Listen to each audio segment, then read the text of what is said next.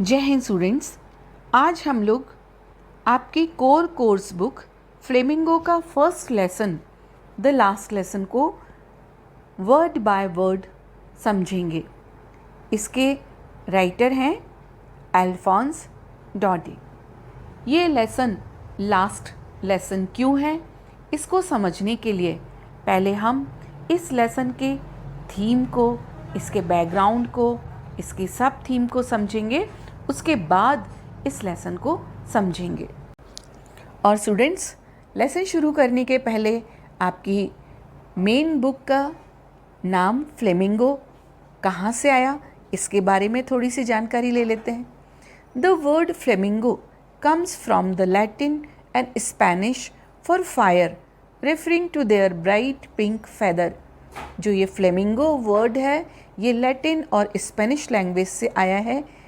Flamingo के जो feather हैं, पंख हैं, वो पिंक होते हैं और फ्लेमिंगो का लैटिन और स्पेनिश में मीनिंग होता है फायर। दैट्स वाई उसको मैच करते हुए फ्लेमिंगो इस बर्ड को नाम दिया गया। पिंक, ऑरेंज और red feather are caused by keratin in their food.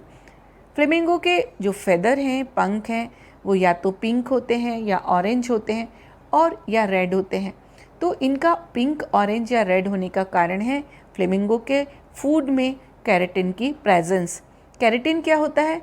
Keratin वही पिगमेंट होता है जिससे कि टोमेटोज रेड होते हैं और कैरेट्स ऑरेंज होते हैं। And now the background of the lesson, the last lesson. The last lesson is set during the Franco Prussian war 1870 to 1871। जो लास्ट लेसन है ये फ्रैंको यानी फ्रांस, प्रेशियन यानी आज का जर्मनी, इनके बीच में 1870 से 1870 के बीच में जो वॉर हुआ, उस वॉर का एटमॉस्फियर है। France was defeated bye Presha and German language was imposed in the French districts. War के बाद में फ्रांस की डिफीट यानी हार हुई और प्रेशा ने जर्मन लैंग्वेज को कंपलसरी कर दिया फ्रेंच डिस्ट्रिक्ट में। And the feeling of A French teacher mister हैमल and his student friends. और इस पूरे लेसन में जब फ्रेंच लैंग्वेज को हटाकर जर्मन लैंग्वेज को फ्रांस के डिस्ट्रिक्ट में इम्पोज किया गया, तो वहाँ के टीचर और एक स्टूडेंट, उनकी क्या फीलिंग रही, इस फीलिंग को इस लेसन में बतलाया गया है। And now the theme. The theme of the story is the pain that is inflicted on the people of a territory by its conquerors by taking away the rights to study or speak their own language. The last lesson की theme, जैसा कि हम लोग background में पहले ही जान चुके हैं कि प्रेशा ने फ्रांस के 2 डिस्ट्रिक्ट पर अपना कब्जा कर लिया और उन डिस्ट्रिक्ट्स में रहने वाले लोगों पर जर्मन लैंग्वेज को इम्पोज कर दिया, यानी फोर्सफुली उनको जर्मन लैंग्वेज पढ़ना कंपलसरी कर दिया। तो जो ये फोर्सफुली उन डिस्ट्रिक्ट्स के लोगों को, जो कि फ्रेंच पीपल थे, उनको जब जर्मन लैंग्वेज पढ़ने के लिए कंपलसरी किया, तो इस स्टोरी में the pain that is inflicted on the people, कि उन लोगों के दिल पर जो पेन यानी तकलीफ़ थी, किस चीज़ की तकलीफ़ थी कि उनको उनकी मदर टंग कि स्टडी करना या बोलने का उनसे राइट छीन लिया गया। It also tells about the attitude of students and teachers toward learning. इस स्टोरी में ये भी बताया गया है कि टीचर्स का, स्टूडेंट्स का किसी चीज़ को सीखने में क्या एटीट्यूड होता है। And now the sub theme of the lesson, the last lesson. The last lesson beautifully brings out the human tendency to postpone the learning of things. Last lesson जब हम पढ़ेंगे तो देखेंगे कि किस तरह से human tendency यानी इंसान का स्वभाव होता है कि वो किसी चीज़ को सीखने के लिए पोस्टपोन करता है कि उसको कल सीखेंगे। This lesson is mainly about the longing to learn mother tongue and love for it. Last lesson की जो सब थीम है वो है मदर टंग को सीखने की, लॉन्गिंग यानी इच्छा रखना और उसको मदर टंग को प्यार करना। It has a sense of patriotism. पूरे लेसन को पढ़ने के बाद में ये लगेगा कि ये जो लेसन है ये पैट्रियोटिज्म यानी अपनी मदर टंग को, अपनी कल्चर को, अपने नेशन को प्रेम करने का इसमें मैसेज दिया गया है। ये एक पैट्रियोटिक फीलिंग इस लेसन में बताई गई है। And now about the author. इसके ऑथर हैं Alphonse Daudet. Alphonse Daudet was a French novelist and short story writer. Alphonse Daudet एक फ्रेंच यानी फ्रांसीसी नॉवेलिस्ट यानी उपन्यासकार थे और शॉर्ट स्टोरी राइटर, जो शॉर्ट स्टोरीज़ होती हैं उनको लिखा करते थे। The last lesson is set in the days of the Franco Prussian war. ये हम लोग जान ही चुके हैं कि जो ये स्टोरी है इसका बैकग्राउंड है फ्रैंको प्रेशन वॉर यानी फ्रांस और प्रशा के बीच में 1870 और 1871 के बीच का जो वॉर हुआ उसका एटमॉस्फियर, उसका बैकग्राउंड इस लेसन में है। In which France was defeated by the Prussia led by Bismarck. और इस वॉर में फ्रांस की हार हुई, डिफीट हुई और उसको किसने हराया? प्रशा यानी मॉडर्न जर्मनी ने। और प्रशा में उस समय बिस्मार्क ने रिप्रेजेंट किया, बिस्मार्क का शासन था। Prussia then consisted of what now are the nations of Germany, Poland and parts of Austria. उस समय का प्रशा आज के जर्मनी, पोलैंड और ऑस्ट्रिया के कुछ पार्ट्स को मिलकर बना हुआ था। In this story, the French districts of Alsace and Lorraine have passed into Prussian hands. और इस फ्रैंको प्रशन वॉर में फ्रांस के दो डिस्ट्रिक्ट अल्सस और लॉरेन, ये इस पर प्रशा ने अपना अधिकार कर लिया यानी फ्रांस से छीन लिया। स्टोरी में यही फीलिंग्स हैं कि किस तरह से जब ये दो डिस्ट्रिक्ट प्रशा के पास चले जाते हैं और जर्मन लैंग्वेज उन डिस्ट्रिक्ट के स्कूल्स में पढ़ाने के ऑर्डर्स आ जाते हैं तो लोगों के दिमाग पर क्या असर पड़ता है, लोगों की फीलिंग्स कैसे चेंज हो जाती हैं, लास्ट लेसन में यही समझाया गया है। And now the main character of the lesson, the last lesson, M Hamel. M Hamel में M stands for monsieur which means same as mister. French language में क्योंकि जो राइटर हैं वो फ्रेंच हैं तो फ्रेंच लैंग्वेज में मिस्टर के लिए मॉन्सियोर वर्ड का यूज़ किया जाता है। यहाँ पर M Hamel, mister Hamel, monsieur Hamel. A part of showing respect in French language. Monsieur word का यूज़ फ्रेंच लैंग्वेज में रिस्पेक्ट शो करने के लिए किया जाता है, जैसा कि हम लोग किसी के भी नाम के आगे मिस्टर लगाते हैं। M Hamel was the French teacher in the school in which French study.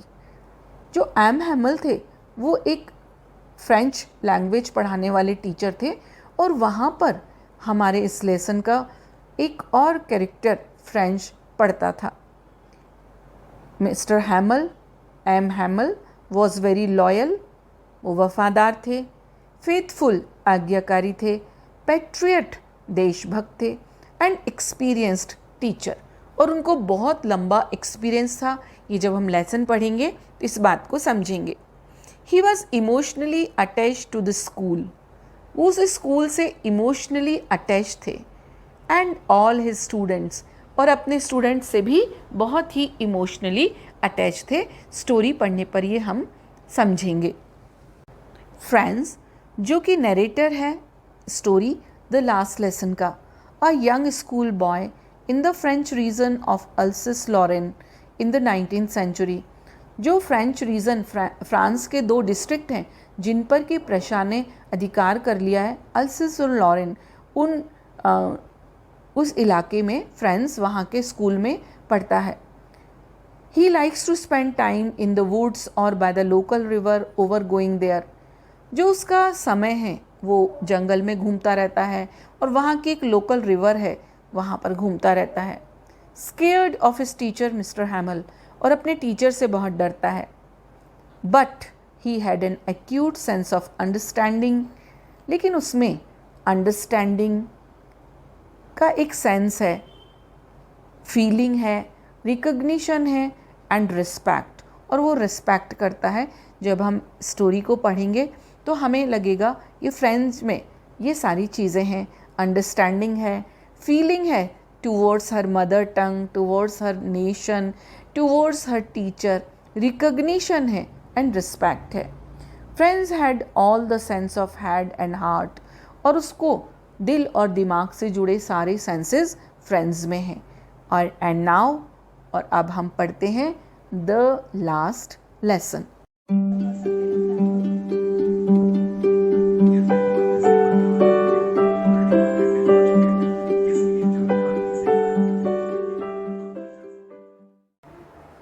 I started for school very late that morning. I इस पूरे लेसन में जो नरेटर है, जो पूरी स्टोरी को नरेट कर रहा है, उसका नाम है फ्रांस, जिसके बारे में हम लोग इंट्रोडक्शन में थोड़ा सा जान चुके हैं। स्पीकर है इस स्टोरी में। तो उसने उस दिन वो स्कूल जाने के लिए थोड़ा सा लेट हो गया। दैट मॉर्निंग, किसी खास सुबह की बात हो रही है। And was in great dread of A scolding, और वो ड्रेड यानी फियर, उसको बड़ा डर था। किस चीज़ का डर था? स्कोल्डिंग, डांट का डर था कि उसको डांट पड़ेगी। किससे? Specially because M Hamel had said that he would question us on participles, क्योंकि जो मिस्टर हैमल थे उन्होंने ये कहा था कि वो हमसे पार्टिसिपल पर क्वेश्चन पूछेंगे। पार्टिसिपल ग्रामर का एक topic. And I did not know the first word about them. And I किसके लिए आया है? फ्रांस के लिए। फ्रांस कौन है? Narrator of the story, speaker of the story. और वो कहता है कि मुझे तो पार्टिसिपल का फर्स्ट वर्ड भी नहीं मालूम था। फर्स्ट वर्ड का मतलब उसे कुछ भी नहीं मालूम था। For a moment I thought of running away and spending the day out of doors. For a moment यानी एक पल के लिए। आई थॉट, मैंने सोचा, अगेन आई फ्रांस के लिए, कि मैं भाग जाऊं। और पूरा समय आउट ऑफ डोर यानी बाहर, घर के बाहर गुजार दूं। It was so warm, so bright. क्यों? क्योंकि जो बाहर का एटमॉस्फेयर था वो बहुत ही वार्म, यानी क्योंकि फ्रांस में ज़्यादातर समय ठंड रहती है, वहाँ पर कोल्ड का सीज़न रहता है। तो जो बाहर सनी था एटमॉस्फेयर, इसलिए वहाँ पर गर्मी थी और काफ़ी ब्राइट यानी सनी एटमॉस्फेयर था। The birds were chirping at the edge of the woods, और जो बर्ड्स थी वो वुड्स यानी जंगल के किनारे चहचहा रही थी। And in the open field back of the सॉमिल the Prussian soldiers were drilling, और खुले खेत थे जहाँ पर कि सॉ मिल होती है ऐसी जगह, ऐसा कारखाना जहाँ पर कि मोटी मोटी लकड़ियों को काटा जाता है। तो उसके पीछे प्रशियन सोल्जर्स, प्रशा के जो सैनिक थे, दे वर ड्रिलिंग, वो ड्रिलिंग कर रहे थे, वो मार्च कर रहे थे। और जब जो सोल्जर्स मार्च करते हैं तो उनका बैंड भी बजता है और वो बड़े ही अट्रैक्टिव वे में ड्रिल करते हैं। तो दैट्स वाई जो फ्रांस था उसका क्लास में जाने का मन नहीं था। It was all much more tempting than the rule for participles. इसीलिए फ्रांस कहता है कि ये सब चीज़ें, कौन कौन सी चीज़ें, कि जो day was warm and bright, birds were chirping, और जो प्रशियन सोल्जर्स थे दे वर ड्रिलिंग। तो ये सारी चीज़ें बहुत ही टेम्पटिंग थी, ये बहुत ज़्यादा लुभावनी थी, अट्रैक्टिव थी। किसके कंपैरिजन में? रूल्स फॉर पार्टिसिपल्स, पार्टिसिपल के रूल को याद करना या क्लास में जाकर टीचर से डांट खाने के। But I had the strength to resist, लेकिन फ्रेंड्स ने कहा मेरे अंदर काफ़ी स्ट्रेंथ थी कि मैं इन अट्रैक्टिव चीज़ों से अपने आप को रेजिस्ट कर पाऊँ, अपने आप को दूर कर पाऊँ। And hurried off to school, और मैं जल्दी से स्कूल पहुँच गया। When I passed the town hall, there was a crowd in front of the bulletin board. जब मैं टाउन हॉल का मतलब जो गवर्नमेंट बिल्डिंग थी, वहाँ से मैं गुज़र रहा था तो मैंने देखा कि जो बुलेटिन बोर्ड है, जो नोटिस बोर्ड है, वहाँ पर काफ़ी भीड़ लगी हुई है। For the last 2 years, all our bad news had come from there. भीड़ देखकर फ्रांस के मन में थोड़ा डाउट आया। क्यों आया? क्योंकि पिछले 2 साल में जितनी भी बैड न्यूज़ है वो टाउन हॉल पे लगे बुलेटिन बोर्ड पर ही डिस्प्ले हुई। किस टाइप की bad news? The lost battles, जो लड़ाइयाँ फ्रांस ने हारी। The draft, the orders of the commanding officers, जो ड्राफ्ट थे या कमांडिंग ऑफिसर्स के ऑर्डर्स थे वो सभी के सभी नोटिस बोर्ड पर, बुलेटिन बोर्ड पर डिस्प्ले हुए और फिर पता चले। And I thought to myself without stopping, और मैंने यानी फ्रांस ने, मैंने भी जैसे ही क्राउड को वहाँ देखा तो बिना रुके अपने आप को ये सोचते पाया, what can be the matter now, अब क्या हो सकता है।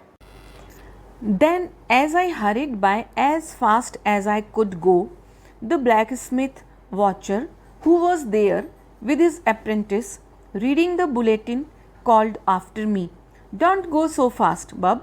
You will get to your school in plenty of time."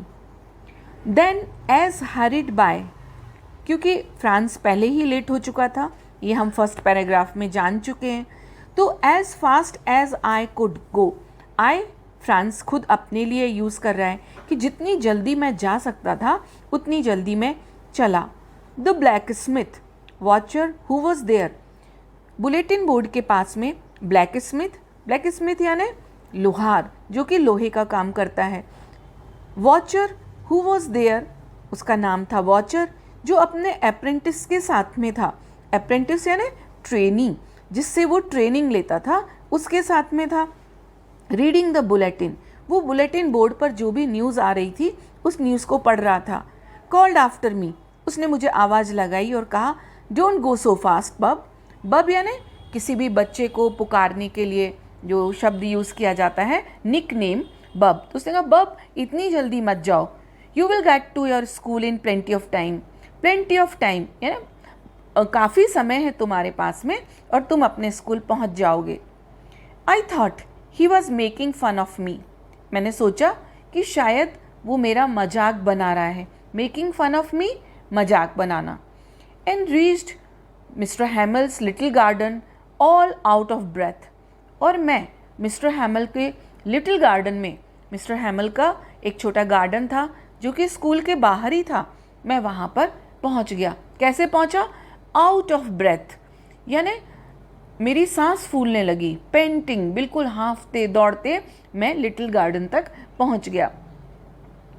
Usually when school begin there was a great bustle which could be heard out in the street. Usually ने अक्सर, आज के दिन को छोड़कर जब कभी भी वो स्कूल जाता था तो देयर वॉज ए ग्रेट बसल, बहुत ज़्यादा स्कूल में बसल यानी शोर, हल्ला गुल्ला हुआ करता था। Which could be heard out in the street, और वो भी थोड़ा बहुत नहीं, धीमे धीमे नहीं, वो स्कूल के बाहर की जो स्ट्रीट थी, जो सड़क थी, वहाँ तक सुनाई देता था। अब जो ये बसल था, जो ये साउंड थी, वो किस किस तरह की होती थी?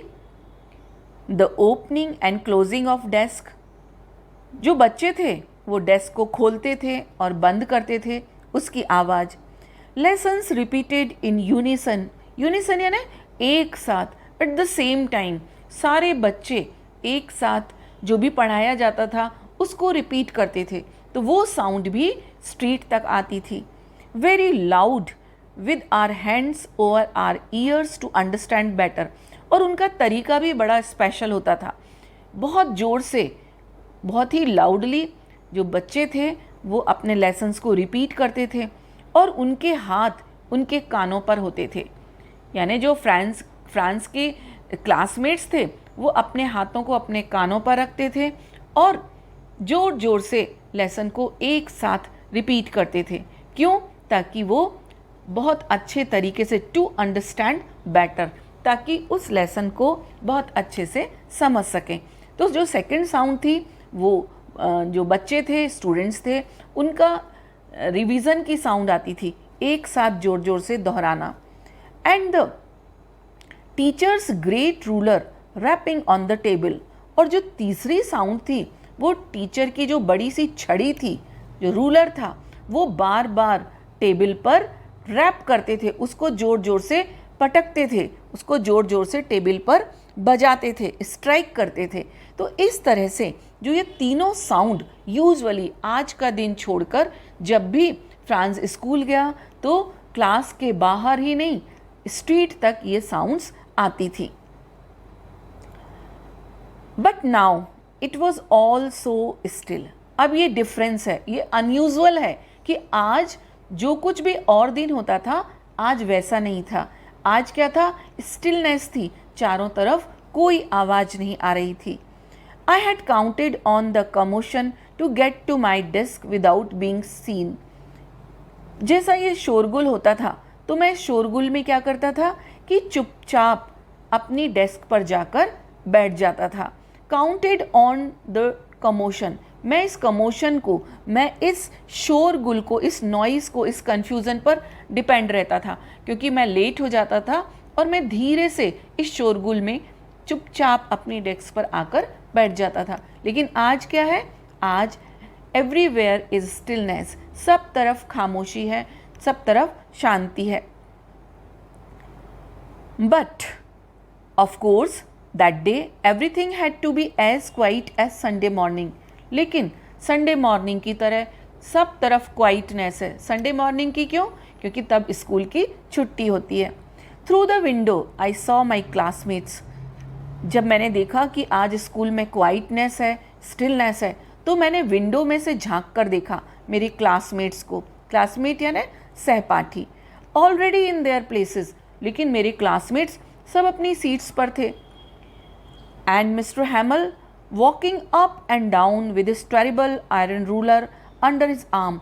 और जो मिस्टर हैमल, जो हमारे टीचर थे, वो भी क्लास में अप एंड डाउन, ऊपर नीचे हो रहे थे, आगे जाते पीछे आते, और उनकी आर्म यानी उनकी बाजुओं में वही टेरेबल, वही खतरनाक सा एक रूलर यानी वही छड़ी थी जिसको वो बाजू में दबाए हुए थे।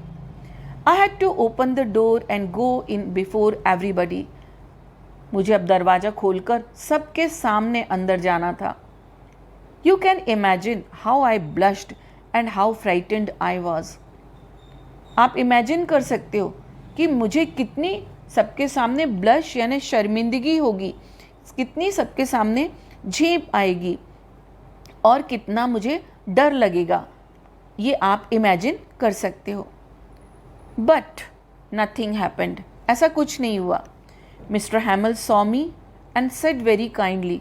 मिस्टर हैमल जो कि हमारे टीचर थे, उन्होंने मुझको देखा और बड़े ही काइंडली, बहुत ही उन्होंने अच्छे से, नरमी से मुझसे कहा, go to your place quickly, जल्दी से तुम अपनी जगह पर बैठ जाओ। लिटिल फ्रांस, फ्रांस क्योंकि वो उम्र में छोटा था, फर्स्ट टाइम लेसन में ये आई, जो नरेटर है, स्पीकर है, उसका नाम आया है Franz. We were beginning without you, हम तुम्हारे बिना ही ये लेसन स्टार्ट करने वाले थे। आई jumped over the bench and set down at my desk. मैं उछलकर अपनी बेंच पर गया और डेस्क पर और वहाँ बैठ गया। Not till then when I had got a little over my freight.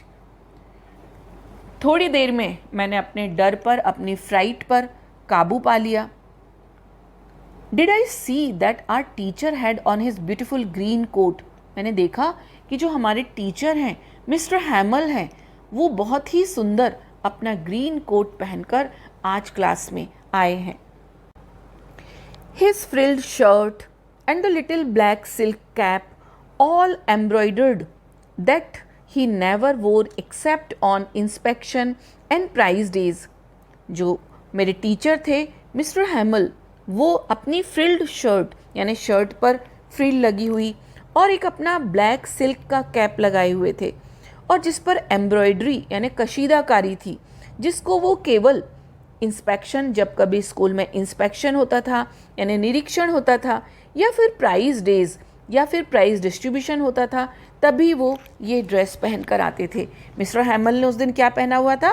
Beautiful green coat, frilled shirt, little black silk cap जो कि एम्ब्रॉयडर्ड थी। और वो कब पहनते थे इसको? जब कभी स्कूल में इंस्पेक्शन होता था या फिर प्राइज डिस्ट्रीब्यूशन, यानी हर किसी खास दिन पर ही वो इस तरह की ड्रेसेस पहनकर आते थे। The whole school seemed so strange and solemn. सारा स्कूल मुझे बड़ा ही स्ट्रेंज लग रहा था, बहुत ही अजीब लग रहा था। और सॉलेम यानी वहाँ पे सीरियसनेस थी। अजीब क्यों लग रहा था? क्योंकि हम इसके पहले पढ़ चुके हैं कि जब भी फ्रांस स्कूल आता था तो वहाँ पर इतना शोर होता था क्लासरूम में कि वो शोर स्ट्रीट में भी सुनाई देता था। किस किस का शोर? डेस्क को ओपन और क्लोज करने का शोर। सारे स्टूडेंट एक साथ लेसन को रिपीट करते थे और जो उनके टीचर थे वो भी अपने रूलर को रैप करते थे। तो आज जब फ्रेंड्स ने देखा कि ऐसा कुछ भी नहीं है, सारे स्टूडेंट्स अपनी सीट पर बिल्कुल शांत बैठे हैं, सब तरफ स्टिलनेस है, क्वाइटनेस है, तो उसको स्कूल में बहुत ही स्ट्रेंज लग रहा था and everybody was very serious. But the thing that surprise me most was to see on the back benches that were always empty. एक चीज़ और फ्रांस को बहुत स्ट्रेंज लगी कि जो उसकी क्लास के बैक बेंचेस थी, जो पिछली बेंचेस थी, वो अक्सर खाली ही रहती थी। The village people sitting quietly like ourselves. वहाँ पर भी जो हमारे विलेज, हमारे गांव के लोग थे, वो हम लोगों की तरह बिल्कुल क्वाइटली, बिल्कुल शांतिपूर्वक वहाँ बैठे हुए थे। कौन कौन थे? Old Hauser with his 3 cornered hat, जो हमारे गांव के एक बहुत बुजुर्ग थे हॉजर, वो भी अपनी तिकोनी हैट लगाकर बैठे हुए थे। द फॉर्मर मेयर, जो हमारे पहले के मेयर थे, रिटायर्ड मेयर थे, वो भी वहाँ बैठे हुए थे। The former postmaster, aged यानी जो रिटायर्ड पोस्ट मास्टर थे, वो भी वहाँ बैठे थे। एंड सेवरल अदर बिसाइड, और बहुत सारे और भी लोग हमारे गांव के वहाँ पर बैठे हुए थे। एवरीबडी लुक्ड सैड, और जो लोग ये लोग बैठे हुए थे, चाहे पोस्ट मास्टर हो, चाहे मेयर हो, या फिर हॉजर हो, या क्लास के स्टूडेंट्स हो, सभी दे वर वेरी सैड, बहुत दुखी थे। And Hauser had brought an old primer, और जो हॉजर थे वो तो एक ओल्ड प्राइमर यानी किसी भी लैंग्वेज की जो बेसिक बुक होती है, जैसे इंग्लिश में अल्फ़ाबेट वाली बुक होती है, तो वो जो हॉजर थे वो एक पुरानी प्राइमर यानी जो फ्रेंच लैंग्वेज की प्राइमर थी, जो कि प्राइमरी के बच्चों को पढ़ाया जाता था, वो बुक लेके आए थे। थम्ड एट द एजेस, और उसको वो जो बुक थी वो इससे पता चल रहा था कि पुरानी थी क्योंकि उसके जो किनारे थे वो पलटने के कारण मुड़ गए थे। थम्ड एट द एजेस यानी वो किनारे पलटने के कारण मुड़ गए थे। He held it open on his knees and with his great spectacles lying across the pages, उन्होंने इसको अपने नीज यानी अपने घुटने पे रखकर इसको खोला। with his great spectacles, और जो उनके स्पेक्टिकल्स थे, उनका जो चश्मा था, lying across, उसको उन्होंने उस जो प्राइमर की बुक के जो पेजेस थे उन पर रख दिया। while I was wondering about it, अब जब मैं क्लास में एंटर हुआ तो मैं इस सब पर बड़ा ही सरप्राइज था कि ऐसा क्यों हो रहा है। क्लास में सब बिल्कुल क्वाइट शांत बैठे हैं, जो हम विलेजर्स हैं, जो काफ़ी सीनियर हैं, एजेड हैं, वो भी बैक बेंचेस पर बैठे हुए हैं। तभी mister Hamel mounted his chair and in the same grave and gentle tone which he had used to me, तभी मिस्टर हैमिल ने अपनी चेयर पे माउंटेड हिज चेयर, वो अपनी चेयर पर सीधे आकर बैठ गए और बहुत ही ग्रेव यानी बहुत ही सीरियसली, गंभीर तरीके से, लेकिन जेंटल, बहुत ही प्यार से, जेंटल टोन में, जो कि अक्सर वो मुझसे उसी तरह से बात किया करते थे, उन्होंने कहा, my children, this is the last lesson I शिल गिव यू। डियर स्टूडेंट्स, प्यारे बच्चों, ये आज लास्ट लेसन है जो कि मैं तुमको देने वाला हूँ, जो तुमको मैं पढ़ाने वाला हूँ। The order has come from Berlin to teach only German in the schools of Alsace and Lorraine। Berlin से यानी जो प्रशा का जहाँ से भी ऑर्डर्स आते थे, उस सिटी का नाम था बर्लिन। बर्लिन से ऑर्डर्स आए हैं कि अल्सस और लॉरेन, जो कि पहले फ्रांस में थे और प्रशा के अटैक के बाद में फ्रांस की हार हुई और प्रशा ने फ्रांस के 2 डिस्ट्रिक्ट अल्सेस एंड लॉरेन पर कब्जा कर लिया। तो बर्लिन से ऑर्डर्स आए हैं कि अब इन 2 डिस्ट्रिक्ट में इनके स्कूल्स में जर्मन लैंग्वेज को पढ़ाया जाएगा, यानी कल से उस स्कूल में फ्रेंच लैंग्वेज के जगह पर जर्मन लैंग्वेज को पढ़ाया जाएगा। दैट्स वाई जो मिस्टर हैमिल का वो लेक्चर था वो फ्रेंच लैंग्वेज का लास्ट लेक्चर था, लास्ट लेसन था। The new master comes tomorrow, और जर्मन लैंग्वेज को आपको पढ़ाने के लिए नया टीचर आएगा। This is your last French lesson. जो ये लेसन है ये आपका लास्ट फ्रेंच लेसन है, और यही जो पैराग्राफ है वो जस्टिफाई करता है इस लेसन के टाइटल को कि इसका टाइटल द लास्ट लेसन क्यों रखा गया। I want you to be very attentive, और अब जबकि मैं I am going to teach you, मैं चाहता हूँ कि आप बहुत ही अटेंटिव, बहुत ही केयरफुली, बहुत ही ध्यानपूर्वक इस लेसन को सुने। What a thunderclap these words to me. थंडरक्लैप बिजली की तरह कड़कना, फिसलना, स्टार्टलिंग, अनएक्सपेक्टेड। फ्रांस ने कहा कि जब मैंने मेरे टीचर मिस्टर हैमल ने हमें ये बताया कि ये लास्ट लेसन है फ्रेंच लैंग्वेज का और कल से एक नया टीचर जर्मन लैंग्वेज पढ़ाएगा, तो ये वर्ड्स मेरे लिए थंडर क्लैप थे। ऐसा लग रहा था कि जैसे बिजली चमक गई हो, स्टार्टलिंग थे, अनएक्सपेक्टेड थे। Oh the wretches, that was what they had put up at the town hall. और तभी मुझे ध्यान आया कि जब मैं टाउन हॉल के सामने से बुलेटिन बोर्ड पर के सामने मैंने बहुत क्राउड को देखा, तो मुझे सडन स्ट्राइक हुआ, अरे यही उन रैचेस ने, यही रैचेस किसके लिए आया है? प्रेशन सोल्जर्स के लिए, कि यही उन रैचेस ने यही न्यूज़ टाउन हॉल में बुलेटिन बोर्ड पर लगाई होगी कि अब से अल्सेस एंड लॉरेन डिस्ट्रिक्ट में फ्रेंच लैंग्वेज की जगह जर्मन लैंग्वेज पढ़ाई जाएगी। माई लास्ट फ्रेंच लेसन, ये मेरा लास्ट फ्रेंच लेसन है। Why? I hardly knew how to write. अभी तो मुझे ये भी नहीं पता कि फ्रेंच लैंग्वेज कैसे लिखी जाती है, उसको लिखते कैसे हैं। हार्डली, हार्डली है ना, बड़ी मुश्किल से। I should never learn any more. अब क्या मैं बिल्कुल नहीं सीख पाऊंगा? I must stop there then. Oh how sorry I was for not learning my lessons. अब यहाँ पर फ्रांस को बहुत अफसोस है कि फ्रेंच लैंग्वेज उसने क्यों नहीं सीखी, और ये जो पैराग्राफ है उसका ये अपनी मदर टंग के लिए अपने इमोशंस बतला रहा है, अपना प्रेम बतला रहा है। हाउ सॉरी आई वॉज, मुझे बहुत अफसोस है, मुझे बहुत दुख है। I am very sorry for not learning my lessons, कि मैंने फ्रेंच लैंग्वेज के लेसन्स को नहीं लर्न किया।